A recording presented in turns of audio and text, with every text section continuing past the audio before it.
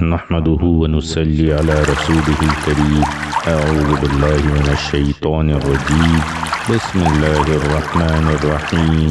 رب اشرح لي صدري ويسر لي امري واحلل عقدة من لساني يفقهوا قولي۔ پہلے میں نے ایک واقعہ سنایا تھا حضرت مصعب بن عمیر رضی اللہ تعالیٰ عنہ کا، جو شہزادے تھے قریش کے، اور کس طرح انہوں نے دین کے لیے قربانی دی۔ تو ہر دور میں اصحاب رسول صلی اللہ علیہ وسلم کی اتباع کرنے والے بڑی بڑی ہستیاں پیدا ہوتی رہیں، جنہوں نے اپنے اپنے وقت کے حساب سے اپنی اپنی جو ان کی حیثیت تھی اس حیثیت میں رہتے ہوئے بڑی بڑی قربانیاں دی ہیں دین کو حاصل کرنے کے لیے اور آخرت کی کامیابی حاصل کرنے کے لیے۔ حضرت ابراہیم بن ادھم بلخ کے بادشاہ تھے، بہت بڑے بادشاہ۔ ان کا بھی بہت بڑا انتہائی ایمان افروز واقعہ ہے کہ کس طرح انہوں نے اللہ کو پانے کے لیے پوری بلخ کی سلطنت کی قربانی دی۔ اور اس کا ایک تو واقعہ ایسا ہے جو تقریباً من گھڑت محسوس ہوتا ہے کہ وہ محل میں عبادت کر رہے تھے کہ اتنے میں چھت میں آواز آئی، تو وہ اوپر گئے تو ایک شخص کچھ ڈھونڈ رہا تھا۔ انہوں نے پوچھا تو کہا کہ اونٹ ڈھونڈ رہا ہوں۔ تو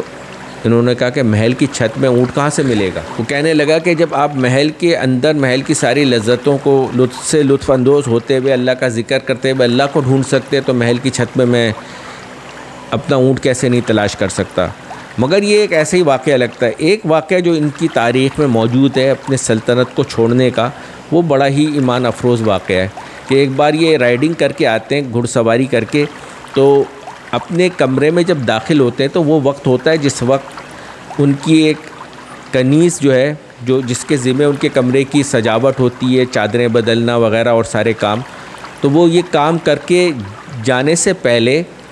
اس کا دل چاہتا ہے اس نے آ کے بستر پہ ان کے جو مسیری ہوتی ہے، شاہی مسیری، اس کی چادر تبدیل کرتی، بڑی دبیز اور ریشمی چادر ہوتی ہے۔ سوچتی ہے کہ تھوڑی دیر تک ابھی تو بادشاہ کے آنے میں ٹائم ہے، وہ اس میں لیٹ جاتی ہے اور تھکی ہوئی ہوتی ہے تو اس کو آنکھ لگ جاتی ہے، نیند آ جاتی ہے۔ جب ابراہیم بن ادھم اپنے کمرے میں پہنچتے تو وہ اپنی مسیری میں اس کنیز کو سویا ہوا پاتے ہیں، تو ان کے ہاتھ میں وہ کوڑا یا وہ چیز ہوتی ہے جو گھڑ سواری کے لیے استعمال کرتے تھے، انہوں نے وہی اس کے اوپر اس کو مار دیا، جس سے وہ بالکل ہی بلک کر اٹھی اور اس کے آنسو جاری ہو گئے۔ یہ بڑے نرم دل اور رحم دل انسان تھے، بس اس وقت وقتی طور پہ ایک غصہ سا آ گیا ان کو۔ تو اس کو جب بہت زیادہ روتے ہوئے دیکھا تو اب ان کو شرمندگی ہوئی، تو اس سے کہنے لگے کہ تو مجھے اللہ کے لیے معاف کر دے اور رونا چھوڑ دے۔ تو کہنے لگی کہ میں اس لیے نہیں رو رہی کہ آپ نے مجھے مارا ہے۔ تو انہوں نے پوچھا کہ پھر کیوں رو رہی ہو؟ کہنے کہ میں رو اس وجہ سے رہی ہوں کہ میں سو رہی تھی، آپ نے مارا، جس کی تکلیف سے میں اٹھی ہوں اور مجھے بہت زیادہ تکلیف ہوئی۔ میں یہ سوچ رہی ہوں کہ جو ہمیشہ اس میں سوتا ہے اس کو کیا عذاب دیا جائے گا جب مجھے چند منٹ کے سونے پر یہ تکلیف اٹھانی پڑی ہے۔ یہ کہہ کے وہ وہاں سے چلی گئی۔ اس پر ان کو اتنا شدید احساس ہوا کہ انہوں نے فوراً ہی بلخ کی بادشاہت چھوڑ دی اور وزیر کے نام ایک رقعہ لکھا اور خود جو ہے چلے گئے جنگل میں، اور وہاں پہ جا کے انہوں نے اللہ کی عبادت شروع کی۔ اور یہ ایک حقیقی واقعہ ہے کہ انہوں نے ابراہیم بن ادھم نے بلخ کی سلطنت کو، اپنی بادشاہت کو چھوڑا تھا محض اللہ کو حاصل کرنے کے لیے یا اللہ کو پانے کے لیے، اور انہیں یہ بات محسوس ہوئی تھی کہ بادشاہی کے سارے لذتیں اٹھاتے ہوئے، لطف اٹھاتے ہوئے میں اپنے اللہ کو کیسے پا سکتا ہوں۔ یہی وجہ ہے کہ ہر دور میں وہ لوگ جنہیں زیادہ عیش و عشرت حاصل ہو، وہ جب اللہ کو حاصل کرنے کے لیے، اپنی آخرت بہتر بنانے کے لیے ان چیزوں کو چھوڑتے ہیں تو ان کی قربانی بہت زیادہ بڑی ہوتی ہے، اور اس پر اللہ پاک کی طرف سے قدردانی بھی بہت زیادہ ہوتی ہے۔ ابراہیم بن ادھم کے متعلق ہی ایک واقعہ لکھا ہے جو کہ حکایتاً واقعہ ہے۔ حکایت اس میں یہ ہے کہ جو بڑے درجے کی قربانی دینے والے لوگ ہوتے ہیں، جنہیں اللہ پاک نے دنیا میں بڑی وسعت دے رکھی ہوتی ہے، وہ کسی بھی اعتبار سے ہو، دولت کے اعتبار سے ہو، شہرت کے اعتبار سے ہو، جیسے کہ آج کے دور میں سیلیبریٹیز بہت سارے ہوتے ہیں، وہ دین کی طرف متوجہ ہو جاتے ہیں، تو یہ ان کی بڑی قربانی بہت بڑی ہوتی ہے، کیونکہ ان کو دنیا بہت زیادہ حاصل ہوتی ہے۔ دنیا کی جو اٹریکشن ہے یا دنیا کا اپنی طرف جو متوجہ کرنا ہے اور کھینچنا ہے، اس اعتبار سے ان کی قربانی ایک عام آدمی کی قربانی کے مقابلے میں جو ایک عام انسان دین کی طرف متوجہ ہوتا ہے اس سے بہت زیادہ ہوتی ہے۔ یہی وجہ ہے کہ اللہ کے یہاں بھی اس کی پھر قدر بہت زیادہ ہوتی ہے، کیونکہ اللہ کے یہاں یہ دیکھا جاتا ہے کہ کس نے کس درجے میں جا کے قربانی دی ہے۔ اسی وجہ سے کہ کون کس درجے میں جا کے قربانی دے تو اللہ اس کی کتنی زیادہ قدر کرتے ہیں، ایک حکایت لکھی ہے، جیسے کہ گلستان سعدی میں بہت ساری حکایتیں، یہ فرضی حکایتیں ہوتی ہیں، ایسے ابراہیم بن ادھم سے بھی منسوب کر کے ایک حکایت لکھی ہے کہ جب یہ جنگل میں پہنچے تو وہاں پہ ایک لکڑہارا ہوتا تھا، لکڑہارا جو لکڑیاں کاٹتا ہے اور جا کے جنگل سے لکڑیاں کاٹتا ہے اور باہر جا کے بیچ دیتا ہے. تو اس کا یہ معمول تھا کہ ہفتے میں ایک دن لکڑیاں کاٹتا تھا اور جا کے باہر بیچتا تھا، اور جو پیسے آتے تھے اس سے پورے ہفتے کا اپنی دال روٹی یا چٹنی روٹی کا انتظام کرتا تھا اور صرف عبادت میں اس جنگل میں بیٹھا عبادت کرتا رہتا تھا. ایک دفعہ اس نے اللہ سے کہا کہ یا رب کعبہ، آپ مجھے یہ ایک دن کی بھی مشقت کیوں اٹھواتے ہیں مجھ سے؟ روٹی چٹنی یا دال روٹی کا میرا مسئلہ ہے تو وہ آپ ویسے بھی دینے پہ قادر ہیں تاکہ میں ساتوں دن اللہ صرف آپ کی عبادت کروں. ایک دن مجھے مجبوراً جو ہے نا روزی کی وجہ سے، رزق کی وجہ سے جو ہے نا اتنی تکلیف اٹھانی پڑتی ہے اور میں عبادت سے محروم رہتا ہوں. تو اب اس کو جو ہے نا وہیں پہ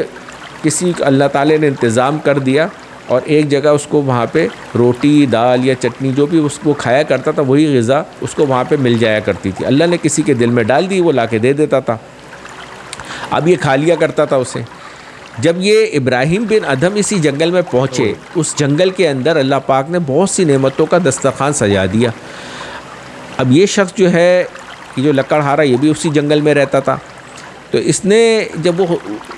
جنت کے نعمتوں کی خوشبوئیں سونگھی ہیں، جنت کے کھانوں کی خوشبوئیں، تو یہ اس کے پیچھے آیا تو اس نے دیکھا کہ دسترخوان سجا اور انواع و اقسام کی نعمتیں جمع ہیں. تو اس نے جب پوچھا وہاں پہ جمع کرنے والوں کو تو کہا کہ بھائی ابراہیم بن ادھم جو ہے اس جنگل میں آج آئے ہیں اللہ کی عبادت کے لیے، تو اس وجہ سے ان کے لیے پورا دسترخوان سجایا گیا. تو اس کے دل میں شکوہ آیا کہ میں نے ساری زندگی اللہ کی عبادت کی، میں نے جب اللہ سے دعا مانگی تو مجھے اگر اس مشقت سے اللہ نے نکالا بھی تو صرف وہی روٹی اور دال یا روٹی یا چٹنی یہی مجھے میسر آتی ہے، جبکہ یہ شخص جو پہلی دفعہ آیا ہے اس کے پہلے دفعہ آنے پر ہی اللہ نے اتنی جنت کی نعمتیں اس کے لیے اتار دی. تو یہ شکوہ اس کے دل میں آیا ہی تھا کہ وہ لوگ جو یقیناً فرشتے تھے جو وہاں پہ انتظامات کر رہے تھے، ان میں سے ایک نے کہا کہ تو کیا اللہ سے شکوہ کرتا ہے اس بارے میں کہ اللہ نے ان کے لیے جنت کی نعمتیں کیوں اتاری؟ تو اس نے کہا کہ ہاں ایسا ہی ایک شکوہ میرے دل میں آ رہا ہے.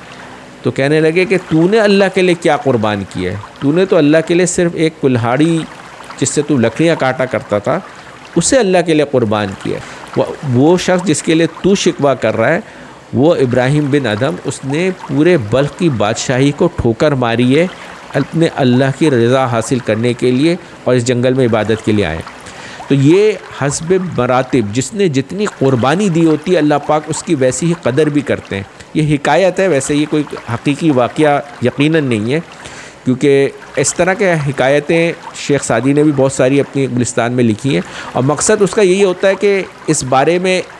اللہ تعالیٰ کے یہاں ایسا نہیں ہے کہ قربانی جس کی جتنی ہو اس کی اتنی قدر نہ کی جائے. جس نے دین کے لیے جتنی بھی قربانی دی ہے اور جتنی اچھی حیثیت کا ہونے کی وجہ سے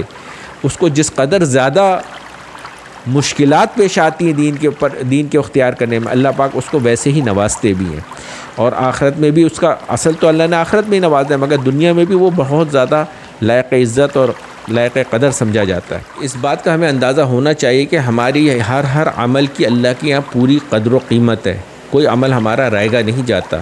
جس درجے کے اخلاص اور جس درجے کی ہم قربانی دیتے ہیں اللہ کی رضا کے لیے، اللہ پاک اس کی ویسی ہی قدر بھی فرماتے ہیں اور دنیا میں بھی اس کا خوب اجر دیتے ہیں، اور آخرت تو ہے ہی. والعاقبۃ للمتقین، آخرت تو ہے ہی متقیوں کے لیے، جو جتنے بھی گناہوں سے اللہ کی خوف سے جتنا اپنے آپ کو بچائے گا اللہ پاک اس کی آخرت اتنی ہی بہتر کریں گے. یہ ایک حقیقی بات ہے، اور انشاءاللہ ہم سب کو یہ دن دیکھنا نصیب ہوگا کہ ہم نے اللہ کے لیے جتنی قربانی دی ہوگی اس کا خوب اجر ہمیں ملے گا آخرت میں. وما علینا الا البلاغ المبین. اس چینل مرشد روبل خان کو سبسکرائب کیجیے اور اپنے فیملی اینڈ فرینڈوں میں اسے شیئر کیجیے. دین پر عمل کرنا ہی ہماری ذمہ داری نہیں بلکہ اسے دوسرے لوگوں تک پہنچانا بھی ہماری ہی ذمہ داری ہے.